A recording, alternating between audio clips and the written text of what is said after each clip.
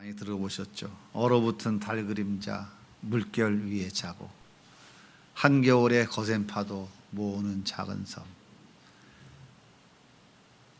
아시죠? 대답이 없으시나요? 밤 12시가 너무 피곤해서 그러신가요? 생각하라 저 등대를 지키는 사람의 거룩하고 아름다운 사랑의 마음을. 아무도 보는 사람 없는 춥고 외로운 밤, 철썩철썩 부서지는 파도 소리만 들려오는 쓸쓸한 작은 섬. 하지만 그곳에 서 있는 작은 등대의 불빛은 꺼지지 않습니다. 등대는 망가진 나침판을 고쳐주지는 않습니다. 고장난 엔진을 고쳐주지도 않아요. 등대는 속도를 요구하거나 기술을 요구하지도 않습니다. 하지만 등대는 가장 안전한 방향을 알려줍니다. 기독교인 중에 약 23%가 무속인을 찾아간다고 그래요. 근데 더 재미있는 것은 그 중에 약 45%가 청년들이래요. 19살부터 34살 먹은 청년들. 이유가 뭘까요? 왜 교회 다니면서 점쟁이들을 찾아갈까요? 기독교는 저 멀리 보이는 등대의 불빛을 바라보라고 말해요. 그런데 무속인은요, 불빛을 찾아갈 수 있도록 아주 시원하게 그림을 그려줘요. 지도를 그려줘요. 두 사람은 결혼하면 안 돼. 궁합이 안 맞아. 시원하죠? 두 사람은 동업하면 안 돼. 팔자가 안 맞아서 안 돼. 망해. 시원하지 않아요? 우리 동업하면 어떨까요? 안 돼. 너희들 동업하면 망해. 여기다 투자하면 어떨까요? 안 돼. 그건 투자하지 마. 투자하면 망해. 정말 시원하잖아요. 방향만 알려주는 것이 아니라 지도까지도 선명하게 그려주잖아요. 그래서 무속인이 알려준 대로 합니다. 잘 되면 또 찾아가고 안 되면 혹시나 싶어서 또 찾아가요. 너무나 많은 교회 다닌다고 하는 사람들이 그것을 무속인 찾아가 점치는 게 뭘 나쁜 거냐고. 내가 교회 안에서 평안을 찾고 거기 가서도 평안을 찾으면 되는 것이지. 이것이 오늘날 교회의 모습인 거죠. 참 안타까워요. 새해가 밝았습니다. 여러분은 저 멀리 보이는 작은 등대의 불빛을 바라보며 새해를 걸어가기를 원하시나요? 아니면 성공을 보장하는 지도를 들고 새해를 시작하기를 원하시나요? 오늘 본문에 보면 아브라함이 두려워하고 있어요. 1절에 보면 이후에 여호와의 말씀이 환상 중에 아브라함에게 임하여 이르시되 아브라함아 두려워하지 말라. 아브라함은 왜 두려워하고 있을까요? 가나안 족속이 공격해 올까 봐 두려워할까요? 애굽에서처럼 아내 사라를 빼앗길까 봐 두려워하고 있을까요? 아니면 무슨 질병이 걸려서 곧 죽을 것 같아서 두려워하고 있을까요? 그게 아니에요. 하나님은 아브라함에게 큰 민족을 이루어 주겠다고 약속하셨어요. 그리고 두 번째로 땅에 티끌같이 많은 후손을 주겠다고 약속하셨어요. 그런데 가나안 땅에 들어온 지 10년이 지났는데 아무런 응답이 없어요. 눈에 보이는 것은 나이 85세, 자식을 낳을 수 없는 늙은이, 나만 그런 것이 아니라 내 아내도 똑같이 나와 함께 자식을 낳을 수 없는 늙은이가 지금 다 되어버렸어요. 거센 파도가 눈앞에 보입니다. 이제는 조급함이 두려움으로 바뀌어 버렸어요. 내가 너에게 큰 민족을 이루어 주겠다. 내가 너에게 땅에 티끌같이 많은 민족을 이루어 주겠다라고 말씀하신 그 말씀은 저 멀리 가물가물 보이지도 않는 등대에 불빛같이 희미해져 버렸어요. 그렇게 두려워하고 있을 때에 하나님이 다시 찾아오셨습니다. 그리고 뭐라고 하냐면 아브라함아 두려워하지 말라. 언제 어떻게 어떤 방법으로 자식을 낳게 해준다고 해야 두려워하지 않고 안심을 할 텐데 하나님은 또 뭐라고 하시냐면 그냥 두려워하지 말래요. 아브라함은 안심이 되겠습니까?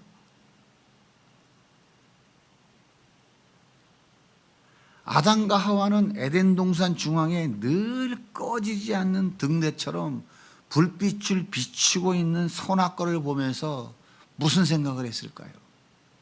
나는 흙으로 빚은 피조물이야. 나는 티끌이고 먼지야. 이런 나를 하나님이 에덴의 풍성함을 다 주셨어. 그리고 생육하고 번성하여 창대하라고 다스리라고 에덴의 통치자의 자리까지 나에게 주셨어. 아담과 하와는 한없는 하나님의 은혜와 사랑을 바라보며 감사하며 살았어요. 그런데 사단의 거짓말에 속은 아담과 하와는 어느 날 시선이 바뀌어버리고 말았어요.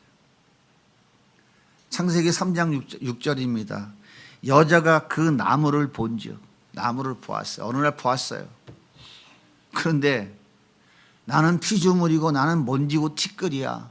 그런 나에게 하나님이 이 에덴의 풍성함을 주셨어 라고 했던 그 생각은 어디론지 사라져버리고 똑같은 그 나무를 봤는데 먹음직하고 보험직하고 지혜롭게 할 만큼 탐스럽기도 한 나무가 되어버렸어요.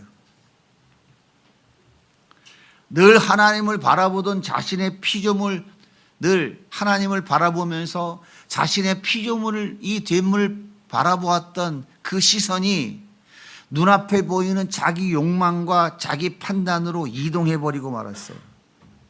그래서 보이지 않는 하나님의 말씀을 바라보는 것보다 선악과를 따먹는 것이 더 큰 유익이라고 판단했어요.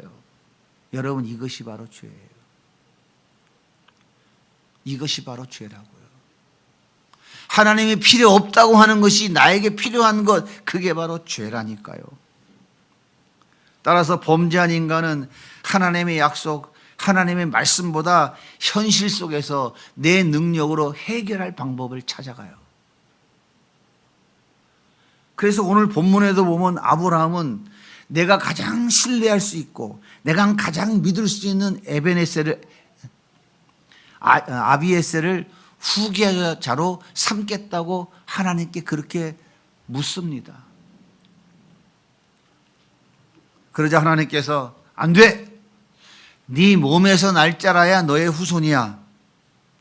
단호히 거절하시고 아브라함에게 아브라함아 밖으로 나와라. 그리고 아브라함아 하늘을 봐라. 하늘을 보니까 수없이 많은 별들이 떠 있어. 아브라함아 저 별들을 네가 셀 수 있겠니? 아니요. 내가 저 하늘의 별처럼 너에게 많은 후손을 줄 테니까 너는 두려워하지 말아라. 그렇게 말씀하시는 거예요. 첫 번째 약속은 큰 민족을 이루어 주겠다는 것이고, 두 번째 약속은 땅에 티끌 같은 후손을 주겠다는 약속이었어요. 첫 번째도 그렇고 두 번째도 잃어버릴 수 있어요. 그런데 하늘의 무별처럼 많은 후손을 주겠다는 약속은 잊을 수가 없는 약속이에요. 아브라함의 직업이 뭡니까?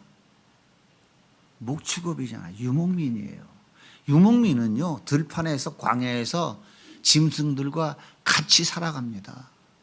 풀이 있는 곳을 따라가고, 풀을 먹다 해가 넘어가면 양들을, 짐승들을 우리에 집어넣고 침낭 깔고 두루노 잡니다. 고개를 들면 하늘에 별이 보여요. 잘라고 들어 누면 하늘에 별이 보입니다. 보고 싶지 않아도 보여요.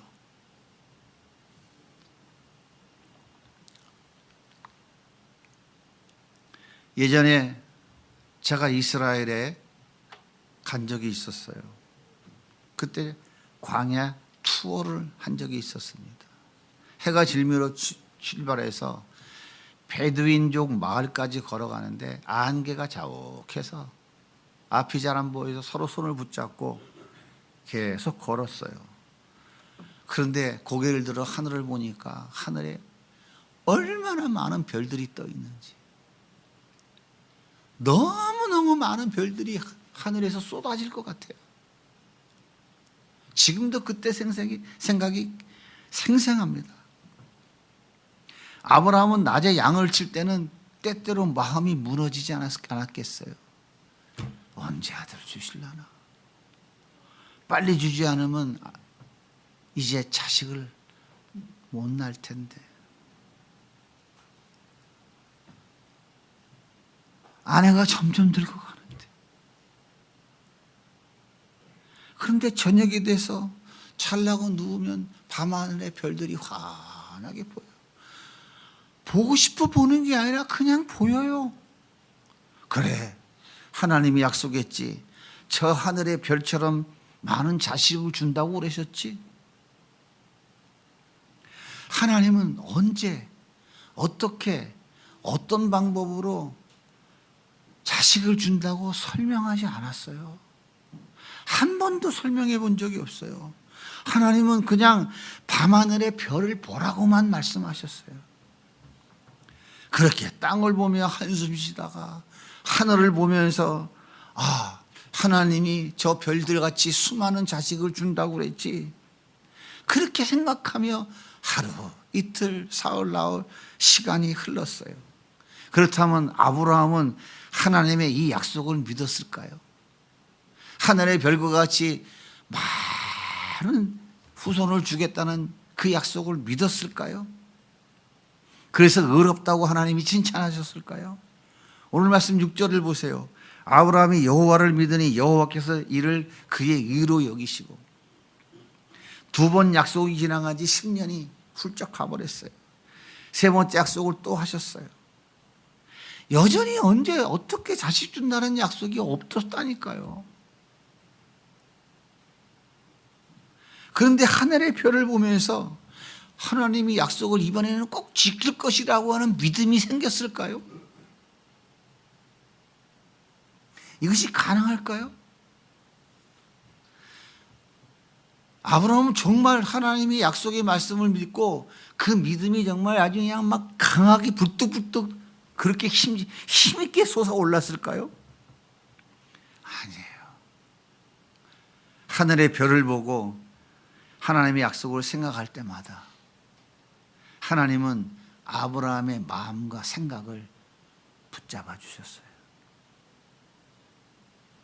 현실을 보고 낙심하고 낙담해서 한숨 질 때는 하나님이 기다리셨다가 하늘을 바라보고 하나님이 약속하셨지. 하나님이 약속하셨지. 그 약속을 생각할 때마다 하나님은 그의 믿음을 조금씩 세워가기 시작한 거예요. 그래서 아브라함이 믿는다고 할 때 하나님이 의롭다고 칭찬해 주신 거예요. 아브라함이 지금 강한 믿음이 생겨서 믿는다고 한 게 아니라 하나님은 아브라함의 믿음을 점점점 세워서 그를 믿음의 사람으로 세워가려고 지금 작업을 시작하고 계신 거예요. 믿음은 현실을 바라보고 절망하고 있을 때 세워지는 것이 아니라 하나님의 약속, 하나님의 말씀을 바라볼 때 하나님이 하나씩 하나씩 세워주시는 거예요. 내가 무엇을 했기 때문에, 내가 종교적 열심을 다 했기 때문에 내 믿음이 성장하는 것이 아니에요. 그것은 믿음이 아니라 자기 신념이라고 하는 거예요. 야곱은 20년 동안 외삼촌 라반의 집에서 일하면서 월급을 한 푼도 못 받았어요.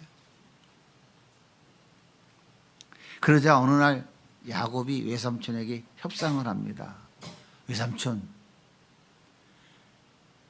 짐승들이 새끼를 낳으면 깨끗한 거는 외삼촌 걸로 하고 얼룩덜룩한 거, 비정상적인 짐승이 태어나면 내 몫으로 주시면 어떻겠어요? 외삼촌 나반이 신났을까요? 안 신났을까요? 저런 멍청한 놈 같으니라고. 아니 어떻게 흰양하고 교배하면 얼룩덜룩 얼룩말 같은 새끼가 나올 수가 있니?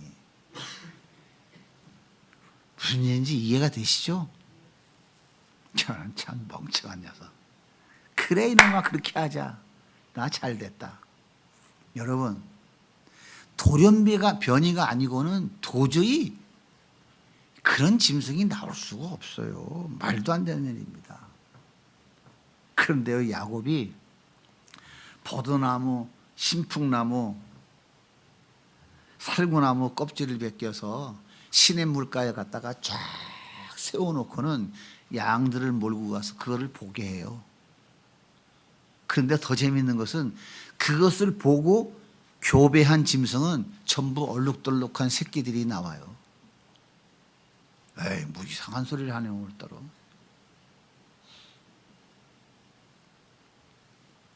창세기 30장 41절 말씀을 같이 읽어볼게요. 시작.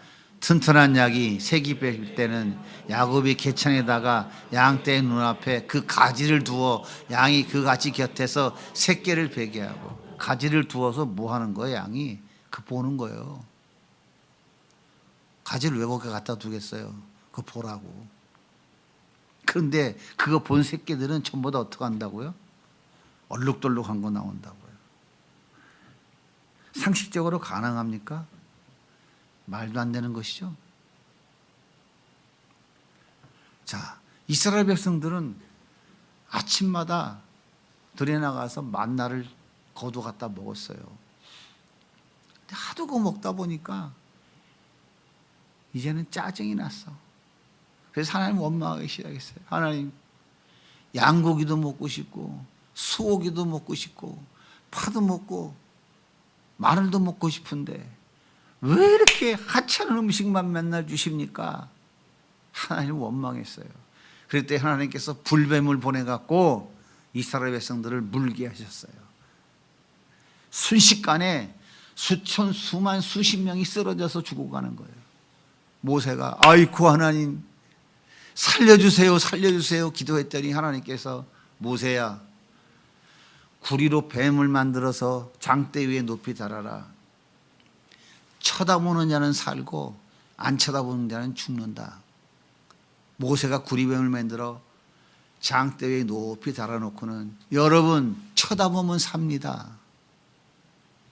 생각해 보세요. 구리뱀 쳐다보면 살겠어요? 얼룩덜룩한 나뭇가지, 신풍나무, 살구나무, 포도나무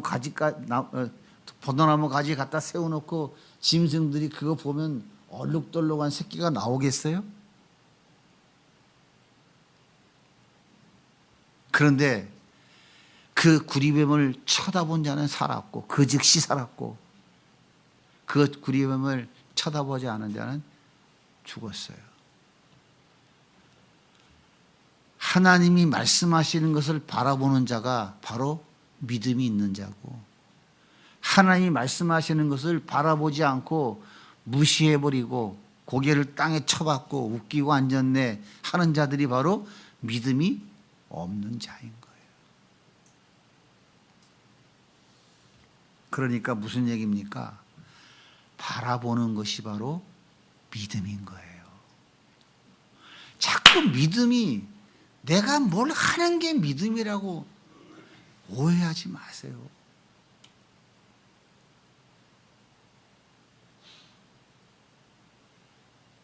여러분, 믿음 있는 사람은 헌금도 잘하고 많이 합니다. 그러면 헌금 여러분 많이 하겠어요? 안 하겠어요?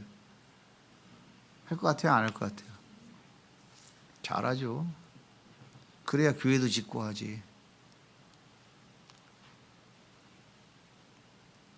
성경은 그렇게 말하고 있지 않다네. 그건 믿음이 아니에요.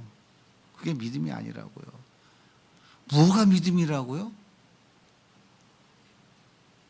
저 멀리 보이는 불빛, 언제나 꺼지지 않고 켜져 있는 그 불빛, 어떻게 오라고 지도도 가르쳐 주지도 않고 어떻게 왔던 방향으로 오라고 설명도 해주지 않지만 그 등대가 불 반짝 비추고 있는데 그 등대를 따라가면 사는 길이에요. 그것이 바로 하나님의 말씀이고 그게 하나님의 약속인 거예요. 그 말씀과 그 약속을 바라보는 것이 바로 뭐라고요? 그것이 바로 믿음이라고요.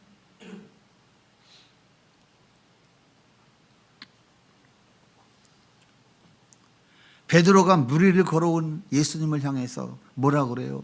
예수님, 나도 물 위를 좀 걷게 좀 해주세요. 그랬더니 예수님이 걸어오라 그래요. 그러자 베드로가 물속에 뛰어들어가서 씩씩하게 예수님을 향해서 걸어가다가 파도가 갑자기 쳐서 얼굴에 팍썩 밀려 들어오니까 순간 두려움에 고개를 아래로 탁 내렸어요. 그 순간 베드로는 꾸르륵 빠져버렸습니다. 이때 예수님이 뭐라고 그러십니까? 이 믿음이 작은 자여 왜 의심하느냐.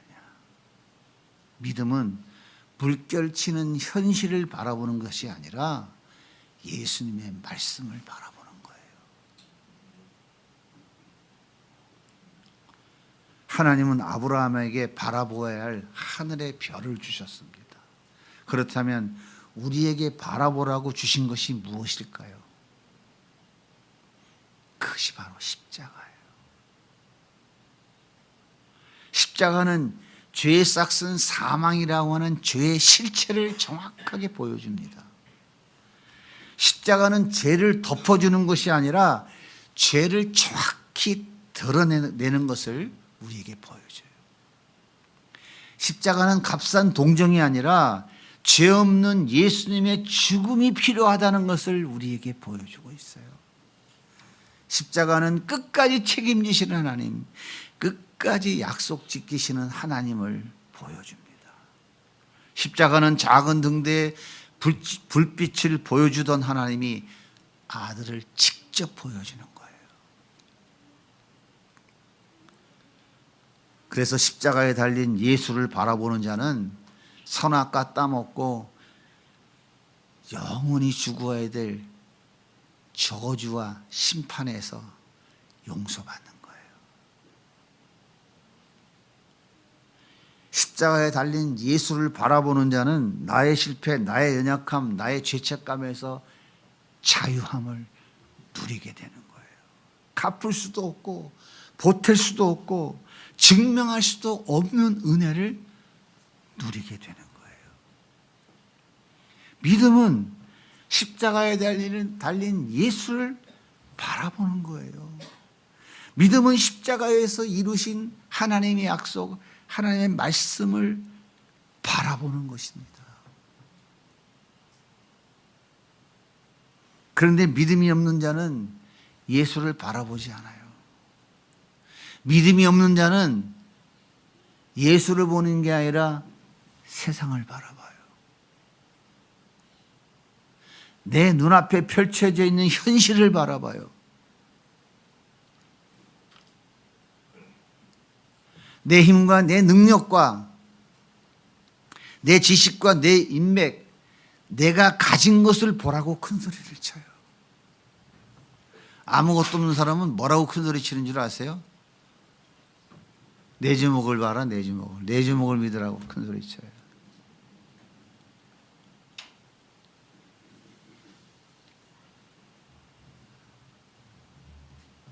그렇다면 아브라함은 끝까지 하늘의 별을 바라보았을까요?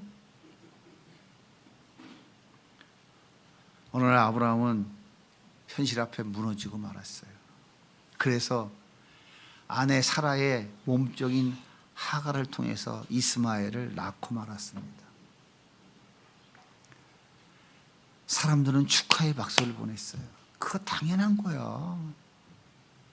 너 이제 대를 이어갈 수 있게 됐구나. 남들 다 하는 걸 넌 왜 이렇게 안 하고 버텼니? 늦었지만 진짜 잘했어. 다 축하의 박수를 보내줬어요. 그런데 하나님은 그 순간 아브라함에게 말씀하지 않았어요. 더 이상 나타나지 않았어요. 자그마치 14년 동안 아브라함 나이 99세가 될 때까지 찾지도 않고 아무 말씀도 하지 않았어요. 그렇다면 아브라함은 하늘의 별을 바라보기를 포기했을까요? 아니라니까요. 보고 싶지 않아도 보인다니까요.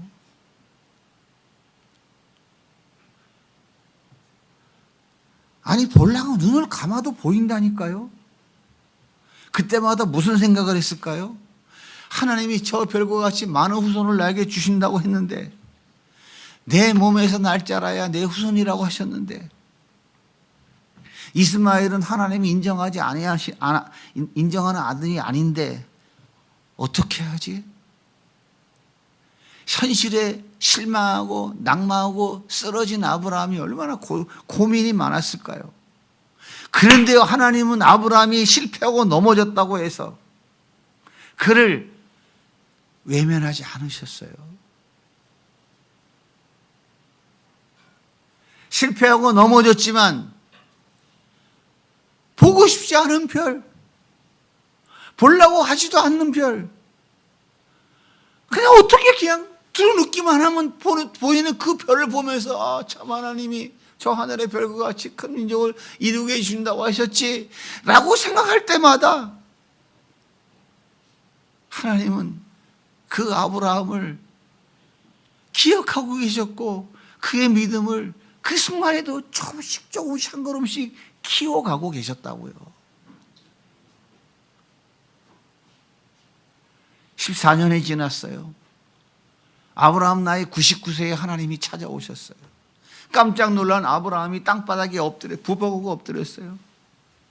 하나님께서 말씀하시기를 내년 이맘때는 네 품에 아들을 안을 거야 그랬더니 아브라함이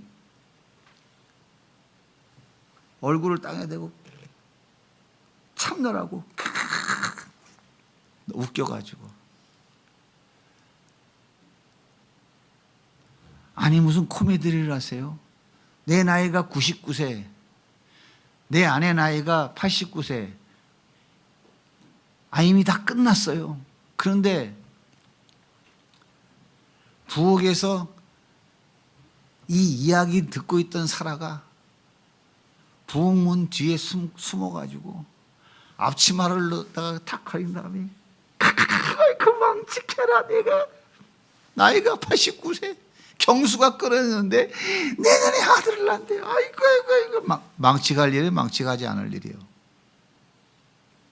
그렇게 키득키득 웃고 있었다고요. 그런데 하나님은 약속대로 1년 뒤에 아브라함 품에 아들 이삭을 안겨주었어요. 아브라함이 진짜 믿음이 있어서 하나님 말씀을 믿었을까요? 믿었다면 며칠 지나지 않아서 사라의 몸종 하갈을 통해서 이스마엘을 낳았겠어요? 그게 믿은 겁니까? 그게 믿은 거예요? 그게 믿음이에요? 하나님은 보기 싫어도 볼 수 있도록,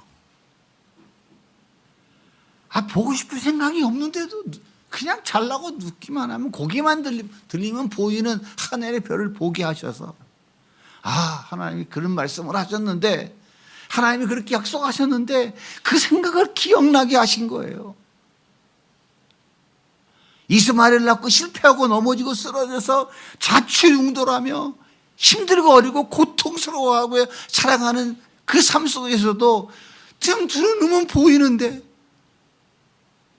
하나님은 14년 동안 아무 말씀하지 않고 계셨지만 여전히 고개를 들고 하나님의 약속을 바라보며 생각할 때마다 아브라함의 믿음을 조금씩 세워가고 계셨던 거예요.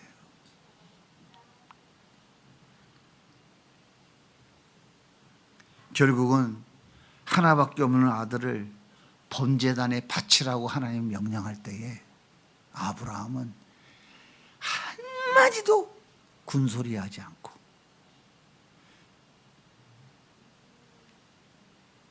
아들 이삭을 데리고 그의 등에 번제단에 올릴 나무 개짝을 등에다가 짊어지게 하고 사흘길을 걸어가서 그거를 내려놓고 그 위에 아들을 결박해서 묶어서 칼을 높이 들었어요. 결국엔 하나님은 그 아브라함의 믿음을 이렇게 믿음의 조상이라고 하는 별명이 붙을 정도의 믿음으로 하나님이 세워 놓으신 거예요. 사랑하는 성도 여러분, 믿음은 현실을 바라보는 것이 아니에요. 믿음은 현실을 어떻게 넘어설지 계산하고 행동하는 것이 아닙니다. 믿음은 예수님이 십자가에서 이루어놓은 하나님의 약속, 하나님의 말씀을 바라보는 거예요. 바라보는 거라니까요. 그냥 바라보는 거라고요. 믿습니다, 천번 만번 해도 절대 인간은 그거 못 믿는다니까요. 2000년 전에 십자가에 죽은 예수 봤어요? 골고다 언덕에서 죽었다고 하는 예수 보셨냐고요? 동현이 봤어? 근데 그걸 믿어? 진짜로 믿어? 어떻게 네가 그걸 믿게 됐어? 믿어지겠지? 그걸 누가 믿어지게 해준 거야?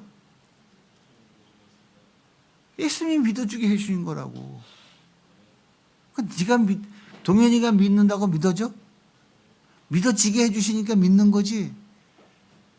그러니까 믿음은 나의 신념으로 나의 의지로 내가 믿습니다 어떤 무언가를 믿는다는 것, 그게 믿음이 아니라니까요.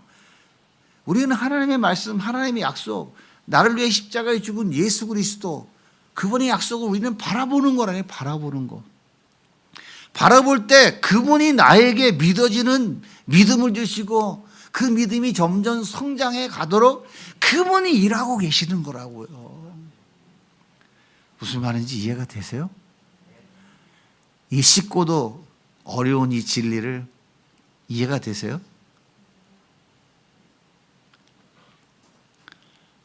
그러니까 인간이 어떤 행위를 갖고 내가 무슨 대단히 믿음 있는 사람처럼 폼 잡고 어깨 힘주고 뭐 이러고 다니면 안 된다고요.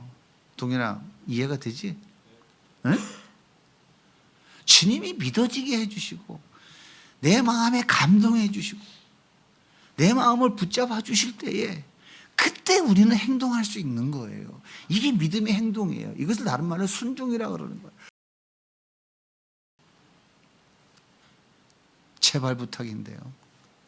믿음은 우리 어떤 행위가 믿음이 아니에요. 믿음은 하나님이 믿어지게 해주시고 믿음은 바라볼 수밖에 없도록 만들어서 그래서 우리의 믿음을 하나님이 조금씩 세워 가시는 거라고요. 내가 뭘 좀 잘했다고 그래가지고 너는 그거밖에 못하니 하니까 교회가 맨날 싸움질하는 거예요. 자기는 똥 묻었는데 다른 강아지 개 묻은 거 보고 손가락질하는 거라고요. 거룩한 척하는 거라고요.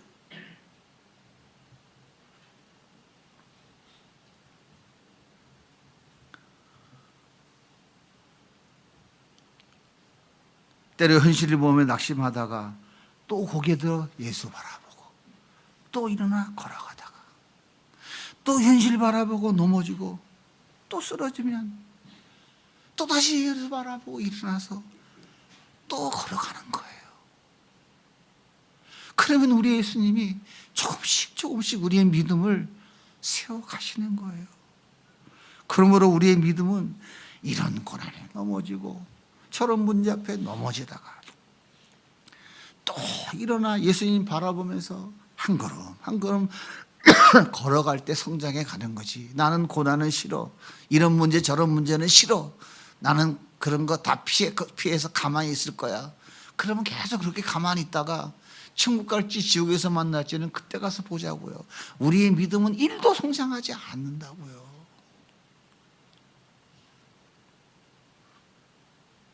그러므로 언제 어떻게 파도를 헤치고 안전한 등대까지 가야 하는지 지도 그려달라고 조르지 마세요.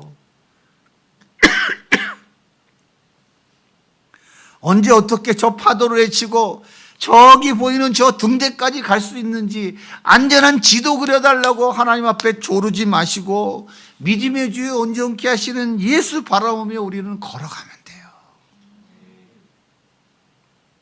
예수를 더 알게 해달라고 기도하면서 걸어가면 돼요.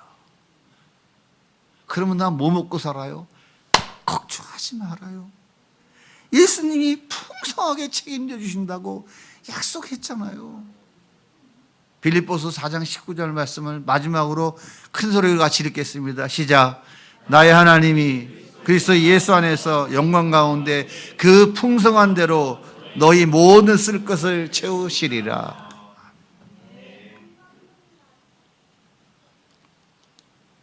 이제 그만할게요. 속에서 자꾸 올라와서 주여. 그러니까 장로 될 때 헌금 얼마 내고 권사 될 때 얼마 헌금해야 되고 주여 죄송합니다 주님. 2016년 새해가 밝았습니다. 출렁이는 파도 바라보지 말고 십자가 위에서 이루어온 하나님의 말씀, 하나님 약속 바라보며 걸어가는 새해가 되기를 예수님의 이름으로 간절히 축복합니다.